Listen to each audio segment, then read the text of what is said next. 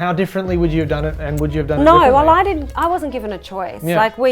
There was 5,000 girls that auditioned for Bardot. Then they narrowed it down to 25 girls. Then they brought those 25 girls to Newtown Performing Arts, where we spent a week of auditions. And each day they would let 3 girls go, another 4 girls, another 5. And so the fighter in you, after being through all of that, you weren't going to get the contract and turn around and go, oh, just no.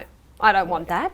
No way. I don't want that recording deal. You know, they just had you. So strategically 100%. ensuring that they got their band. Oh yeah. Yeah.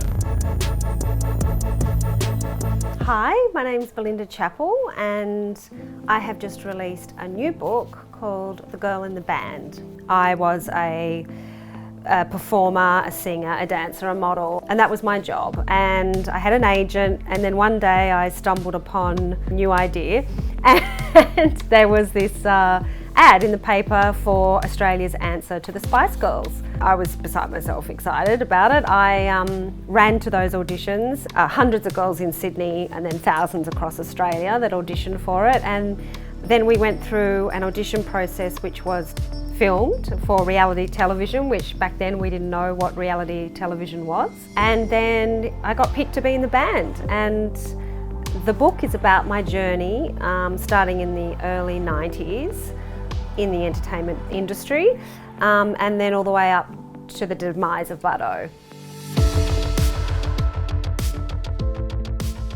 In our instance, they gave 10 of us contracts, not 5 of us, and the band was only for 5. And that was a bargaining tool because they knew, yeah, if there's 10 with a contract, you don't sign it, the next girl will. I was considering not signing it.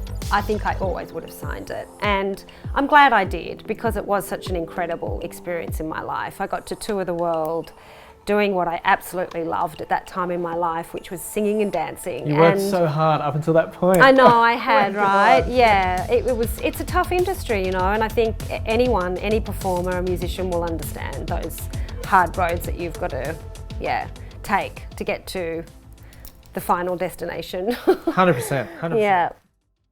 You can Inside the book is the initial ad that I auditioned for. Can you believe it? I think my mum kept it all these years. It was in a book at home. And yeah, you can see it. That was 1999. Wanna be a star? So that was me. Not really thinking it through. Wanted to be a recording artist, but I hadn't really processed the fame or the star side. And Nobody does.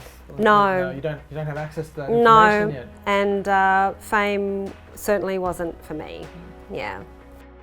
But I wanted to ask you, and I'll get to why, who did you write this for? Good question. I wrote the book for other creatives and other performers that have broken their hearts while chasing their dreams. That's what I dedicate the book to. I feel really passionate about that. I think that real stories need to be shared, and I think that in doing that you can help a lot of people not feel so alone. And I think that with my book a lot of people will be able to relate to the story, even in different areas of your life, not so much just being able to relate to being a pop star and having double platinum albums and stuff. Yeah, there's more to it. It's kind of like a love letter, it's okay. There's other people like you and like me who have had that experience. How do we talk to young artists about what the right path is when it comes to dealing with majors and contracts and deals? It's a big question. It's a minefield, that question. I guess it's just that notion of a company recognising you as a talent or recognising your music, and there's something in that, and then there's this hope that from being signed you will get more exposure, which isn't always the case. And today, luckily we have more power. Young musicians can work from home, they can create albums in their bedroom, which you weren't able to do back in my day. You should have seen the first recording studio look like that I ever recorded in. You would die. It was actual tape, like tape.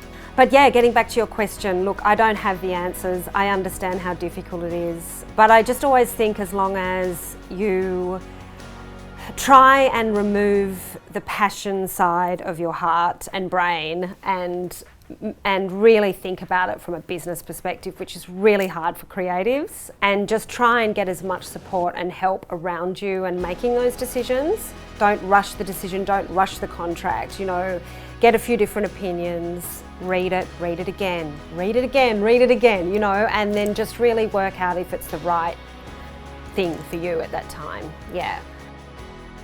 Let's talk about the paper dolls. So Paper Dolls is a television series concept that I created about 3 years ago, and I sold it to a production company.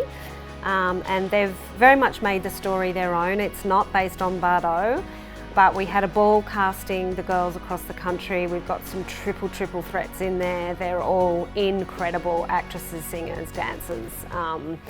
And yeah, that'll be interesting. That'll be on Paramount Plus on streaming later this year. Can't wait. Yeah. Amazing.